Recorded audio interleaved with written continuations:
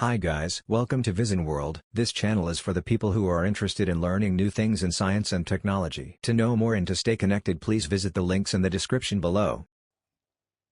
Hello and welcome. In this tutorial, we are going to see the use of label tool and autorouter tool in Autodesk Eagle. Label tool is used to name the connections instead of physically connecting them, and this tool becomes a great helper when your circuit is complex. The autorouter tool will be used to route the PCB based on algorithms designed in Autodesk Eagle. Now there is no auto placer for placing the components. You will have to do this by own. So let's get started. So this is the circuit of the power supply where we left the last time, and we'll be continuing this tutorial from this circuit by making a small circuit for the microcontroller of Atmega 328P. So open your add window by typing add in the command window or by clicking the add button. So first we will put the Atmega 328P microcontroller chip, that is of PDIP version. Now click OK and place it. Now press escape. And now we'll put a 16 megahertz crystal oscillator, that is a through hole component.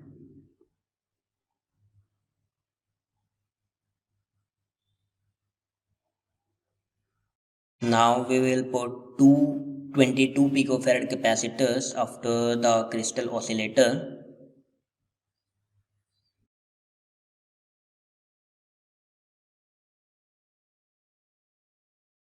Now we will take some ground and VCC terminals. So you can search them by typing GND or VCC in the search bar.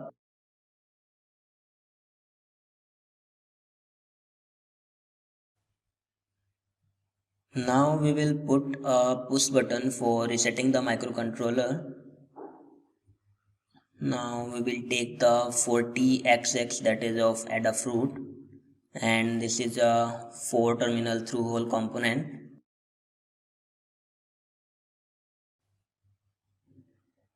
Now we will take a 10 kilo ohm resistor that needs to be placed above the switch. Now we need to put it inside the wildcards because it gave no result for 10 kilo ohm.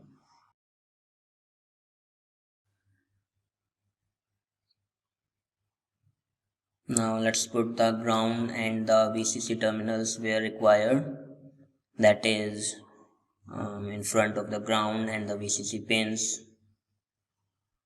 and at end of the 22 picofarad capacitors. Now take the net tool by typing net in the command window and start connecting the components.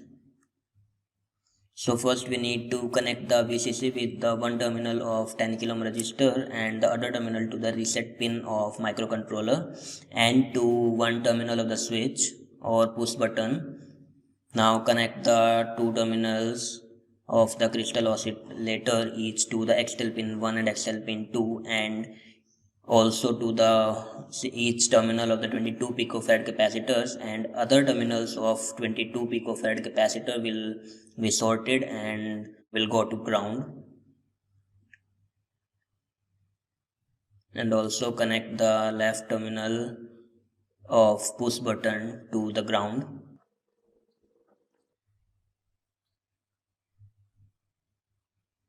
We also need a 0.1 microfarad capacitor between the ground and VCC to filter the spikes.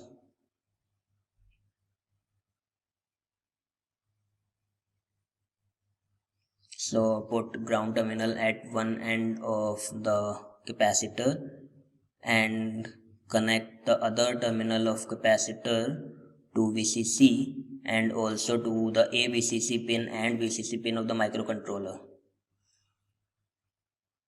For now we are leaving the AREF pin empty, but we will surely use this in our further videos when we will make some more complex circuits.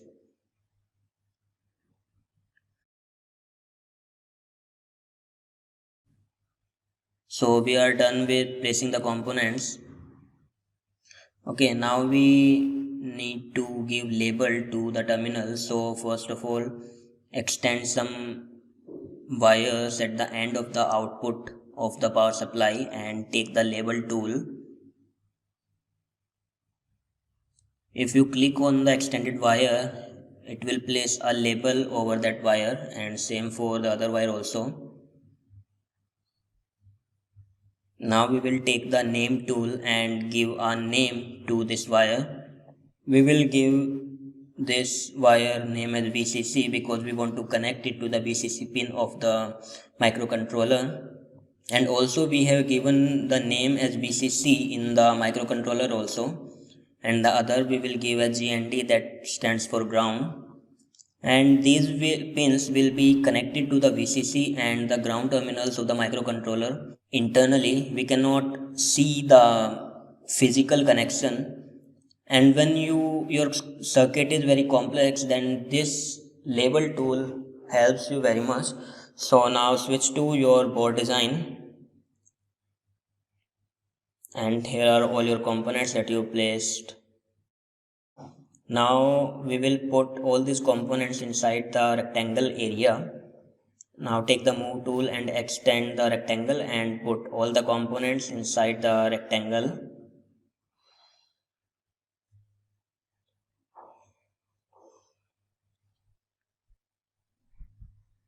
Now take the auto router tool, and when you click on auto router, this window will open. Now we are routing a single sided PCB, so we will put and we are routing on the bottom side, so we will put the bottom side as auto, and all other layers will be set to not applicable. But if we are designing a multi-layer PCB or a two-sided PCB, then we will put the corresponding layers as auto. We will keep the efforts as low because our circuit is not that much complex.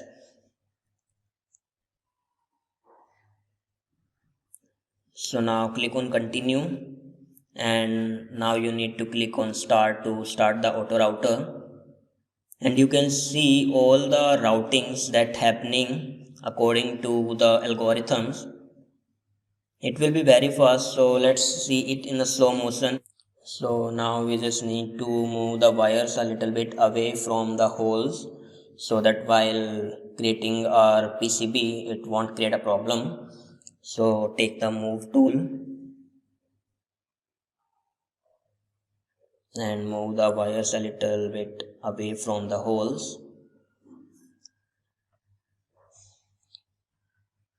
One thing I want to say, if you move the component or any track, it will move according to the size of the grid.